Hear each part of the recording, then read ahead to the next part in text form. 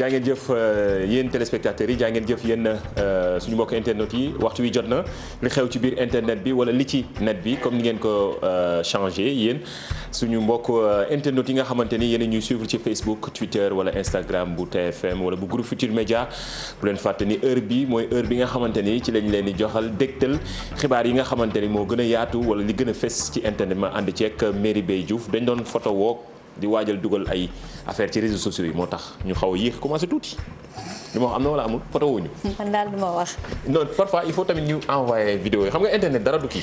waaw man daal sànq jël naa la sànq ndax tey doon njaay bi muy ñëwee ay noir fumé la sol. moom daal kenn xamul lu nekkoon ci bët yi léegi la ko door a dindi maa ngi door a gis say bët suba ba léegi. léegi est-ce que dugal nga photo yi. photo ya yi nga wax nii. non benn photo lañ doon jël mooy bi ñu doon jël kii non yow vidéo la après naa ko dugal. dama ni téléspectateur on est cash avec. dañ doon jël photo léegi.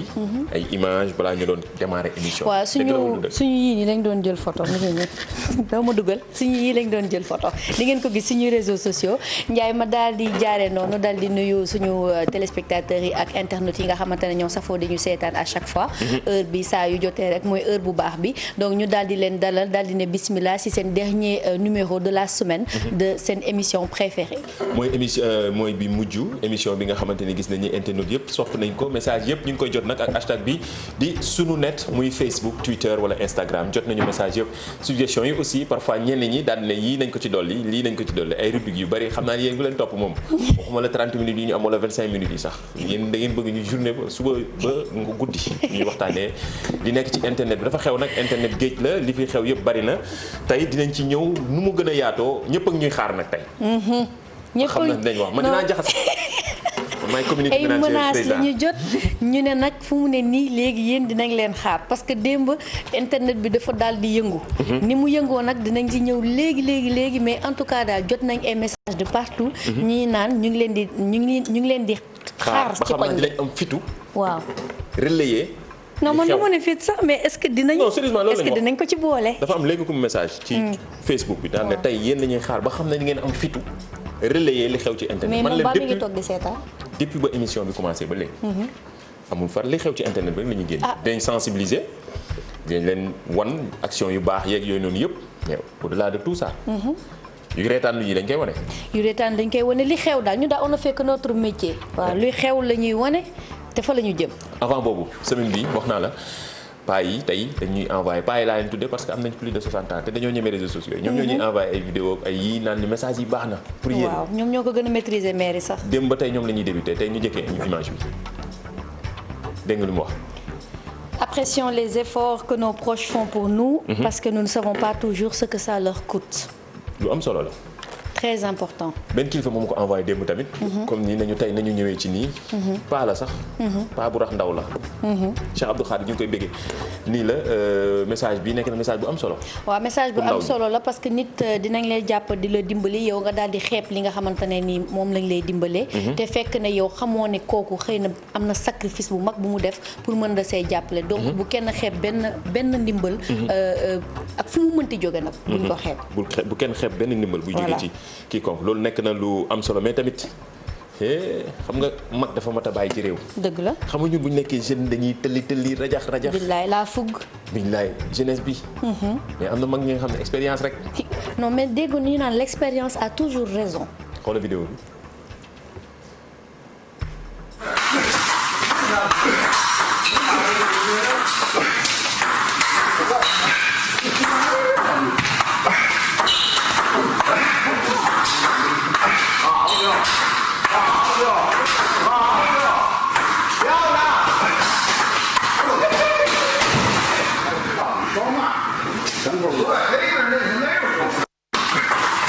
gis nga. waaw kii moom vraiment li ñu naan expérience ak endurance. mais ndaw bi man li ma ci jaaxal waa ji mi ngi talli fu nekkee bougé wul sax fi mu jëm. ping pong bi rek nànk rek. tàmm na ko xam na fu mu jëm. loolu mooy li ñu waxoon démb rek. rien ne sert de courir il faut partir à point nànk rek ngay def. expérience a baax. waaw expérience dafa baax lépp loo gis dinañ nekkate expérience ci la bokk. mais bu ñu nekkee ndaw nag xam nga ñun ak internet yi ndaw yi. waaw ak tëlli bi bëri xadar bi gaawantu ku ne naan nii yow rek bari na ci ay. li koy xoolee ci yow rek. njaay bu xëy see ali saak ba dikkateen mais yàlla baax na. yàlla baax na yàgg dañuy dal rek yàlla tax wàcc rek. loolu la ay vidéo wala ay images yu neex yi nga xamante ni gis nañ ni internet yi dañ koy partagé ndaw ak ñun tamit ñu gis ni am na solo hashtag bi ngeen di utiliser sunu net la ñu koy utiliser ñun tamit ngir partager ak ndaw ak yéen yenn xibaar yi wala yenn information yi heure relax la day neex utile ak agréable la ñuy boole. waaw utile ak agréable ci kaw loolu sax ñu daal di enchaîner ak beneen vidéo boo xamante ne Ndiaye boobu tamit c'est plein d'enseignements. ndaxte dafay am lu muy enseigner comme quoi que ne booy dugg ci dara. il faut nga indi si li nga xamante ne mooy onde positive maanaam da nga il faut nga xëcc lu baax ndax lu baax mooy xëcc lu baax. mooy li nga ma doon xasee léegi nii. waaw gis nga sama onde positive yi may indi de loolu doon positive boo xadar la loolu am na yenn xadar yoo xamante ne. leneen lay xëcc mais toujours ci boole mer dama ci boole. stylé waaye bi dina jóg rek. Youssou au passage ñu ngi lay tooñaale.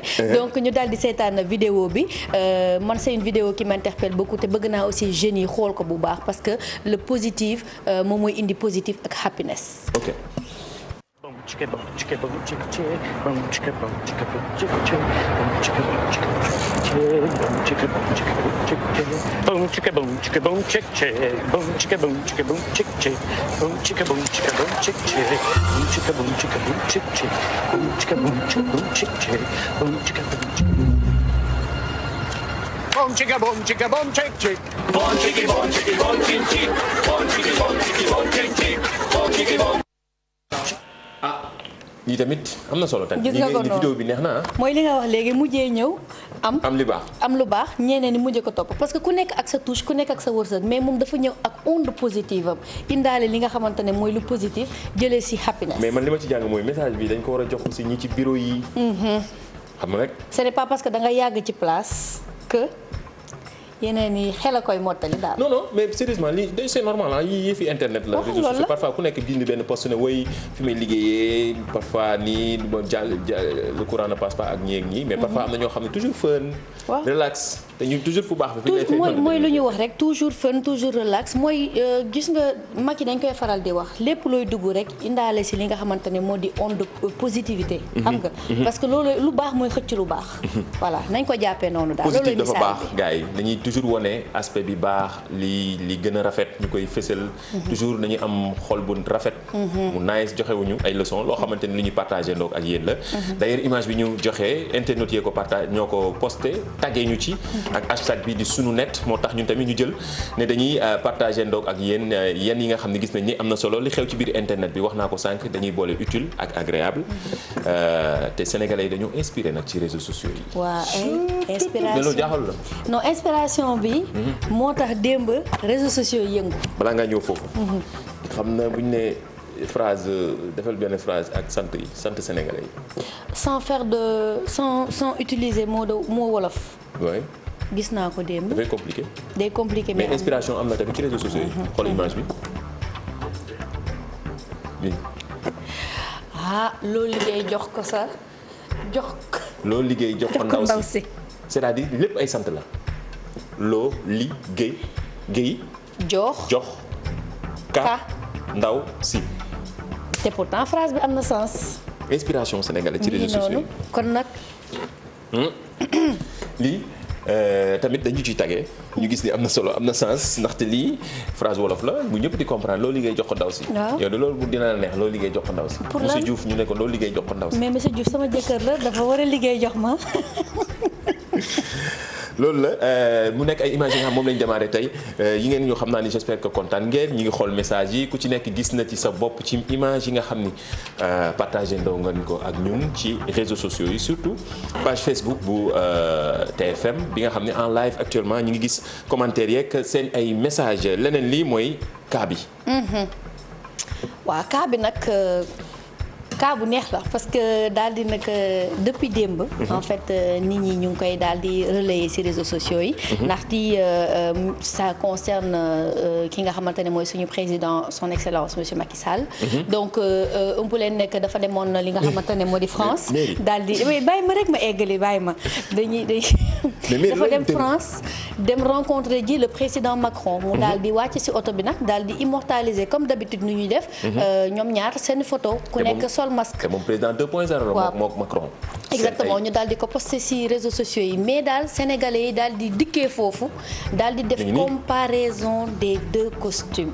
gis nga nii information mooy nii actuellement président de la République dañ ko invité woon fële ca ma nga fële ca France. ci li nga xamante ne université d'été mu nekk fa am taxawaay bu am solo image bi nag. mu nekk image bu rafet. ñëpp partagé ko ci réseaux sociaux yi. vraiment mais ñeneen ñi détourné ko neneen te démb ba tey ñemewoo sànq ba tey li ngay wax dañ ko wax. lii moo xew ci internet bi Kër Baax Yaay Couture la ñuy laajte fu mu ne nii. damay laajte kan moo ubbi téléphone am tey ñëpp damay défier ñëpp ku yor sa smartphone képp kuy connecté wu kan moo ubbi téléphone am tey te gisul image bi. amul fenn. ku ko am bu ko fekkee am na naka commenté. amul. léegi lan moo ci xew. waaw li ci xew nag mooy que ne ñu bëri dañu daal di ne li nga xamante ne mooy Macron li mu sol. moom mooy parfait ensemble veste. stylé quoi pantalon stylé. bien serré bien coupé. léegi nag ñu ne nag ki nga xamante ne moo di président léegi. dégg nga ñu ne urgent excellent. ok nee nañ jàpp nañu kii ñawal président bon en fait. pour en résumé pour informer ñi nga xamante ni aussi ñooy ñëpp gis nañu image yi mais pour wan leen ni réseaux sociaux yi démb ba tey ñu ngi tooñ président. waaw démb ba tey ñu ngi tooñ président ndax tax nee nañu costume bi daf ko daal di ëpp.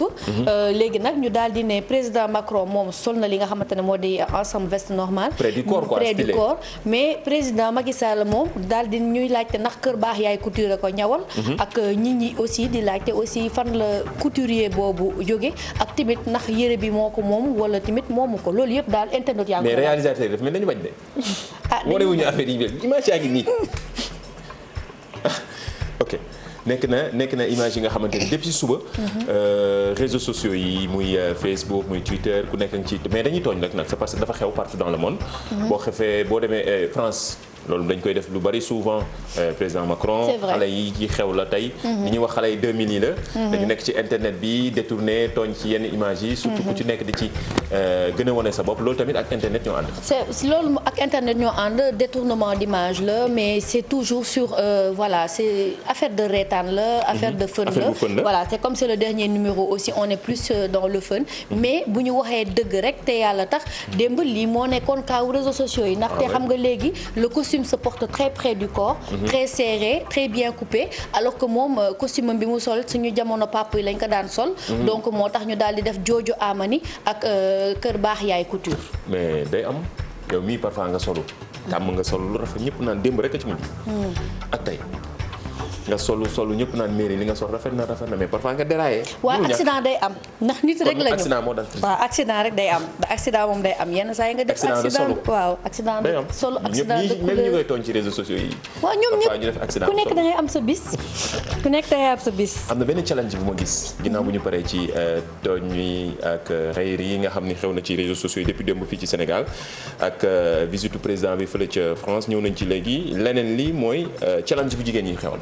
waaw challenge bi nag depuis démb mi ngi daal di xew mu di benn texte la boo xamante ne dañ ko lire donc dafa am benn ndaw soo xamante ne nii dafa daal di tëdd feebar yaram bi neexul. léegi nag mu daal di ko wax jëkkër ji génn. daal di ko jëndal oto Mercedes Benz. comme cadeau pour defal ko.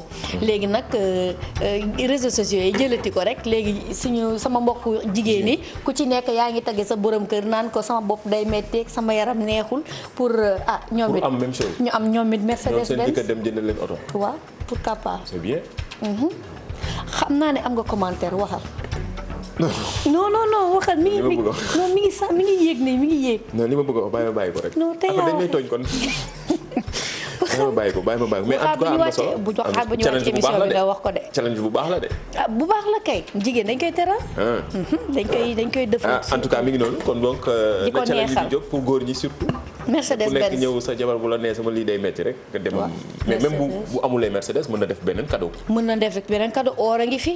diamant blanc ngi fi. waaw mais naka lu xaw a kii tamit. njëgu oto daal. luy defal daal luy defal. baax na du ñu fàtte aussi action citoyenne yi ci la bokk ci émission bi li xew ci biir internet bi wala li ci biir internet bi ay action yi nga xam ne yéen a ngi koy def seen koñ photo ko wala def ci vidéo dugal ko ci réseaux sociaux yi gën a insister yeneen koñ yi wala quartier yi wala région yi sax di gën a def ku ci nekk gën a respecter sa gox. muy ay set setal ci période yi mais surtout joxe sensibiliser joxe masque yeeg ci période Covid bi saxal ay garab. gis nañ ci wane nañ ci expérience su région bu ci nekk mais bii nag dañuy jot ay messages yu jógee ay anciens étudiants. ay étudiants actuels. ñoo xamante ni ba tey ñu ngi université Cheikh Anta Diop jaar nga université. waaw jaar naa fa fan yi comme gis nga actuellement ni mu mel boo fa jaaroon ay at yu bari wala. oui parce que jot nañu ay messages il y a quand même une grande différence.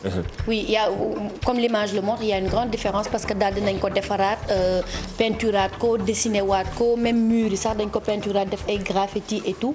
et franchement c'est quelque chose boo xamante ne lu baax la parce que dafay redorer li nga xamante ne. moo di image université parce que quoi qu'on en dise. c'est l'université Cheikh Anta Diop quand même ñun ñëpp dañu judd fekk ko fii suñu papa yi ñu si bëre jaar nañ fi donc lii nii c'est très joli macha allah te j'espère rek dinañ gën a entretenir. surtout loolu voilà parce que Sénégal mën na defar mais entretien bi moo xaw a des. entretien bi toujours dañu am problème ay entretien ak yooyu mais en tout cas image yi nag ci réseaux sociaux yi la gis ay étudiants. ku ci nekk taggee ñu ci hashtag bi sunu net la duñ ko fàtte daal di ne dañu war a waxaat ci université image bi nga xam ne mi ngi koy joxe ak ni ñu ko defaraatee en tout cas gis nañ ni liggéey bu am solo la te quand c'est bien aussi. on le montre. mi ngi noonu kon nag recteur bi non. recteur université am na ñeneen ñi nga xamante ni ñoo géré université bi ku ci mel ne Abdoulaye Sow. je pense liggéey bi tamit loxoom mi ngi ci te mi ngi def liggéey bu am solo donc toujours ñu lay gën a ñu koy féliciter di encourager aussi ñeneen ñi mais surtout di insister tamit ci étudiants yi entretien bi ak autorité. exactement wax nga ko ñu daal di mettre l'accent sur l'entretien parce que instant bi nii loolu rek des defar nañ ba mu baax nañ entretenir. image bu rafet la donc carton vert. lu am solo la. leneen lii bu yàlla nee waaw lii rubrique bi ñëpp di xaar bu yàlla nee waaw démb am na ko ci joxewoon gis naa ne ñëpp trouvé nañ ko. non Wally Seck ñun nag suñu question yi dafa yomb de. non il faut que ñu gën a rechercher affaire yi xam naa ne moom bu loo yi duggee nii. lii nii tamit démb ba tey ñëpp gis naa ni chaque instant ñëpp joxe message bi que ni Wally Seck la. c'est vrai. bonne réponse bi loolu la ñuy trouvé dañu bari sax déjà. waaw bari nañu compter plus de 100 et quelques commentaires yoo xam ne ñoom ñëpp trouvé nañ ko. Wally Seck la amul sans surprise bien vrai que photo bi xaw na ko kii tuuti wala photo bi daf ko joxe image am. non bon c'est-à-dire de profil mën nga ko xàmmee waaw donc boo gisee da nga koy xàmmee parce que changé wul trop moom tamit. moom mooy bu yàlla nee waaw waaye tamit bu yàlla nee waaw changé na de. ah waaw moom sax léegi nii la gën a changé sax nii. mi ngi noonu mais bu tay bi kii lañ leen laajte bu yàlla nee waaw xam nga kii yow. waaw xam naa ko. xam nga ko. waaw xam naa en tout cas kanamam bi am na lu ma jox. soriwul photo bi ñu ko wane sànq ci président bi. Kër Baax yaay couture. xam nga fa la ñëwloo. waaw xëy na ñoom ñaa ñoo bokk fu ñu jaar ñëwloo. voilà kii la ñuy laajte bu yàlla nee waaw kon moom ñoom sax je pense bien internautes yi léegi ñoom seen bopp mën nañu coller jarul joxe réponse bi tur bi rek sax. ñoom seen bopp mën ngeen collage ñoom ñëpp mën nañ collage. waaw mën nañ ko nañ ko defal seen bopp ngeen envoyé ñu ko hashtag bi sunu net. image baa ngi nii bii lañ leen di bàyyil ba lundi incha allah ngeen daal di ñu wax kii ku mu doon wala rubrique kii yàlla ne waaw naka la mel léegi dinañ ko xam lundi incha allah. beneen bi démb yaa ngi doon laajte rek ba ñu waxee lii lan la. waaw lii lan la bi démb dama ko indi woon tegal leen ko fi mais taxul gis nañu ay internet yu nga xamante ne daal dinañ ko trouver ndaxte li ñu wane woon moom la ñuy tuddee ñandam. ñandam nag am na ñoo xamante ne bëri na tur nag selon làkk yi. man gis naa ci Twitter bi gis naa yeneen tur. xam naa dafa am ci tukulóor am na ñu njuri. njuri waaw am na ñoo njuri waaw baña dégg naa ko ci. bëri na tur selon séeréer yi tukulóor yi ak ni ñu koy woowee. mais man moom vraiment ñandam bi laa xam. waaw man tamit ñandam bi laa xam ñandam laa xam am na sax koo xamante ne si internet yi mi ngi naan nag am na nuñ koy lekkee def si xorom ak kaane. waaw loolu la demee la xorom lañ ciy def am na nuñ koy defee daal wax naa la école primaire dañ ko doon lekk. waaw yow xorom lañ ciy def ñandam laa xam. dafa lewet en fait. mais bu ci defee xorom dafay. waaw da nga koy xaw a yëkk relever le goût. loolu daal di relever le goût rek. neex na réponse yi tamit bari na gis nañ hashtag baa ngi noonu sunu net gis nañ aussi ne ci Twitter bi ñu ci bari ñenn ñu bari dañuy jot ay message ne yéen a tax ma ubbi Twitter pour dem di def hashtag bi di commenter pour ngeen gis ko. en tout cas ñi leen ciy gërëm yéen internautes yi ñi leen ciy gërëm yéen téléspectateurs yu télévision Futurs Médias yéen ñuy seetaane partout gis nañ ne live bi actuellement mi ngi explosé ku nekk ngi joxe sa réponse ci ki ñu laajte léegi ne kan moo nekk ci photo bi wala bu yàlla ne waaw bi dinañ ci ñëw leen di joxe résultat bi cette fois-ci ak ay cadeaux sax xam naa semaine bii di ñëw incha allah bu ñu jógee ci loolu Mamadou ma bëgg rek ñu daal di dugg ci image du jour bi ndax dama gis image bi mu daal di ma marqué avec la complicité de la régie bu ñu ko mënee xool gis ngeen ni à travers l'écran que ne image du jour bi day wone li nga xamante ne moo di gendarme boo xamante ne mi ngi toog di dimbali ki nga xamante ne mooy magum taximan boobu pour mu changer pneu.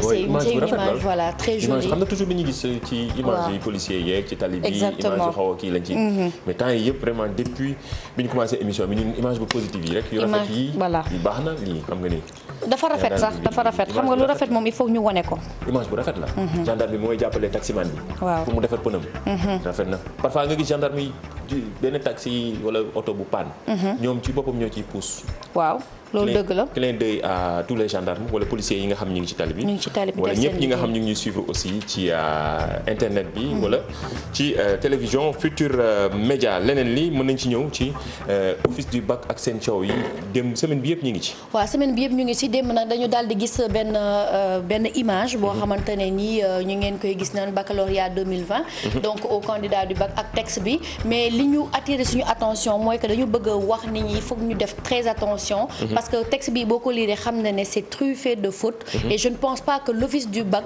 wala ak képp ku mu mënti liggéeyal dañuy daal di génnee texte bu mel nii sans pour autant xoolaat ko sans pour autant vérifier li nga xamante ne moo di fautes yi ak yooyu donc ba joxe numéro téléphone waaw ba joxe numéro téléphone donc nañu def nànk parce que il y a toujours gis nga mouvement bu daal dee jóg wala affaire bu daal dee jóg il y a toujours ay nit yoo xamante ne mën nañ ci dugg pour def leneen pour def leneen mais daal en tout cas prenez très au sérieux affaire yi ngeen daal di def très attention balaa ngeen di jàpp di woote wala di dugal seen xaalis wala di def lenn tant que office du bac génnewul officiellement en communiqué wala génnewul waxul ak yan partenaire lay liggéeyal lépp loo leen gis ci réseaux sociaux yi bu leen ko jëlagum au sérieux loolu suñu rôle la ñun li xew ci biir internet bi dinañu boole utile ak agréable parfois ñu dem vérifier def fact checking noonu lañ ko duppee ci langage internet yi dem vérifier yenn information yi ba xam na wér na wala wérul ñu ñëw jàllale ko ak yéen ngeen xool bu baax surtout bari na ay ndaw yi nga xam ne ñu ngi ci toll ci classe d'examen ñenn ñi ngi war a def bac information yi day jógee fu ne ci réseaux sociaux yi xam leen ci wala ngeen xàmmee bu baax ban moo ci wér ak ban moo ci wérul yan mooy information yu baax yi ñun boo la ñuy suivre di ngeen koy am bii nag gëstu nañ ci ba xam ne lii wérul moo tax ñu partagé ndoo ko ak yéen internautes yi yéen téléspectateurs yi ngeen def ndànk comme ni ko Miri waxee office du bac joxewul benn xibaar ci ne dafa war a liggéey ak ci ñii ak ñee donc numéro téléphone yi ngeen wooteek ak yeneen yi nga xam ne ñu leen koy wax ngeen def ci ndànk bu baax a baax xool te loolu nekk na lu am solo internet du lépp lu ci jàll wér na ba war dañ ko war a partager Mairie. bu ñu jógee ci loolu toujours si li nga xamante ne moo di fausse information wala désinformation. ñu ngi daal di dem fële Rwanda. donc Rwanda nag dafa am benn rumeur bu daal di jóg si président am ñu daal di ñu xamal ne que Paul Kagame. dafa daal di faatu. donc président rwandais boobu nag ñu leen di yëgal ne que loolu. rumeur la amul parce que ki nga xamante ne ci réseaux sociaux yi la jógee ki nga xamante ne ne moo di président Kagame il est très bien portant macha allah. Fausse nouvelle la boo xamante ne nii depuis mardi ñu ngi koy daal di jàllale fële ci réseau social boobu di Twitter boobu nag bi mu commencé jàll dafa daal di créer benn engrenage médiatique boo xamante ne benn emballement médiatique bu graaw. donc ñu leen di yëgal rek ne Paul Kagame mi nga xamante ne 62 ans la am mi ngi dundu te mi ngi ci biir dëkkam. te mi ngi ci jàmm. voilà te mi ngi ci jàmm. xibaar bu ci Twitter lañ ko njëkkee muy rumeur yi nga xam ne day njëkkee vérifié wuñu ñëpp di partagé depuis mardi mairie wax na ko. ne woon président bu Rwanda dafa génn àddina te loolu amul donc pour mu leer.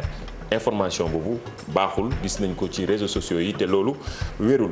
am na yeneen information yi nga xamante ni moom information yu am solo la moom ci période yi surtout mooy Covid 19. waaw surtout si Covid 19 bi tout le temps ñun duñ ci taay di leen ko wax lépp li nga xamante ne moo di distanciation sociale moo di port de masque mu di gel di raxas seen loxo il faut à chaque fois ngeen di koy daal di def mais ci kaw loolu Mamadou dafa am benn image boo xamante ne tey dañ ko gis aussi ñu daal di ko bëggoon profiter tegaale ko. pour suñu internet yi xool ko toujours. c'est dans le cadre du Covid-19 ñu daal di ko seetaan avec la complicité de la régie. non du bii sax bii de lu am la bii moom information bu am la waaw bii si lañ doon ñëw sax bon dañ doon wax ne que ne ki nga xamante ne moo di Pogba moom dañ ko daal di testé positif. au coronavirus donc information la boo xamante ne daal di nañ ko jot. donc ñu daal di leen ko fësal fii ci biir internet bi. effectivement mu nekk xibaar bi nga xamante ni coach bu Didier Deschamps moo ko annoncé que ni li tax convoqué wu ko mooy dañ ko testé mu daal di positif moom Paul Pogba nekk équipe bu France bi nga xamante ni mu ngi waaj benn match bu am solo donc information bi jox la leneen li mooy li nga doon wax nii ci mbirum Covid bi. waaw mooy mbirum Covid bi parce que tout nag. waaw il y a du vide dans ton CV que faisais-tu en 2020 mu daal di ne ko je me lavais les mains. dama doon raxas loxo bi li leen dëgg la. mën na tontu nag. waaw nee na ko parce que dafa ñëw pour expliquer. dafa ñëw indi CV am employeur bi ne ko xam naa dafa gis benn trou ci diggante 2019 ak 2021. supposons que 2021 lañ nekk mu nekkoon léegi lan nga doon def en 2020 mu ne ko dama doon raxas sama loxo donc pour dire que Covid bi impacté na ñëpp. même jàng bi actuellement jàng bi dafa jaxasoo. xale yi war a ubbi école lépp mais daal. loolu lañ ciy jàngat daal que ne 2020 bi daal doy na waar. am na ku ne woon ci sunu âge sax waruñu ko ci compter. waaw man de duma ko compter. waaw man duma ko compter de. c'est-à-dire man sama anniversaire septembre la mais duma ko compter. mu ngi ñëw ci 2020 kon daal da nga ngeen di bëgg a effacer 2020. bokkul ma ne duma ko compter laa wax duma ko compter. loolu la ñuy continuer di sensibiliser aussi ndaw ñi ñuy takk masque yi respecter distanciation bi aussi nekk ci réseaux sociaux yi di gën a sensibiliser bu leen xeex benn message bi nga xam ne gis nañ ni sensibilisation la. ngir gën a mën a xeex feebar bi jógee fii ci Sénégal jógee àddina bi yëpp sax. ndaxte actuellement ñëpp a ko yëg surtout ci jamono ji ñëpp a yëg li nga xamante ne mooy feebar bi takk masque yi te gis nañ ni vraiment nit ñaa ngi ci góorgóorlu bu baax.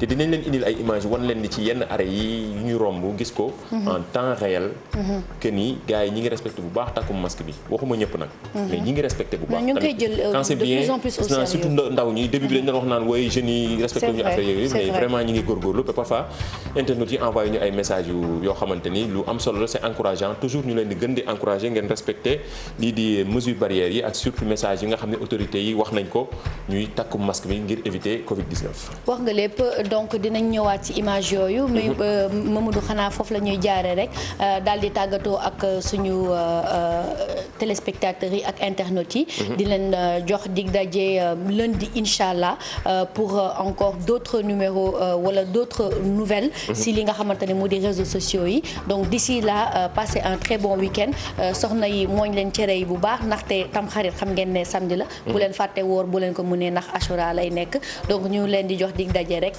lundi inchallah Mamadou Ndiaye. jërëjëf yaa Seyda jërëjëf yaa Seyda. dañuy fàttali rek. dafa benn internet bi ngay wax noonu. dafa am kenn ko ci ne xanaa mairie Seyda la yaa Seyda. waaw ba léegi sama jëkkër imam la yaa Seyda nappi. sama jëkkër imam la. voilà mais nag duñu leen tàggu bàyyi leen nag li nga xamante mooy les perles du web. baaxoo nañ ko def ak yéen jeudi bi maanaam image yi nga gis nii dañ ko sélectionné ci semaine bi ñoo nekk image yu gën a reetaan yi gën a fës ci semaine bi ñu daal di koy partagé ndoo ak yéen internet yee ñu ko proposé ak hashtag bi sunu net moo tax mag ñi moom la ñuy xaar ci heure bi di leen jox dig daje ba altine ci beneen numéro li xew ci biir internet bi wala li ci internet di remercier nag Babacar technicien sonal nga ko yaa koy moo lay photo chaque instant dinaa leen woon image yooyu. di remercier réalisateur bi El Hadj Malick Youssou di remercier équipe technique bi équipe digitale bi nekk ci ginnaaw ñoom ñëpp ak Tons Am moom mi nga xamante ni moo nekk ci son bi jaajëf. am yow baaba de bu fekkente ne Messi bàyyi na Barça dem Messi moo mën a fecc kulre Messi moo nga lawoon ñun ñoo ko faj ba man Messi man ma bàyyi fan supporter Barça rek xam man gàcce ma ci fekk Messi fii la doon am moo nga mënta dox mënta def dara ñu fudd tànkam yi maam Messi liñ ko def sëñ bi massage bu baax tàllal baaraamam yi faj ko ba mu wér di daw yokku xelam yi vitesse yi lépp lu yokk ko Messi xëy naan day bàyyi Barça billahi Messi moo mën a war kii surtout ka waroon Lat Dior la kii bu mu dara gàttaayam bi ay yow kii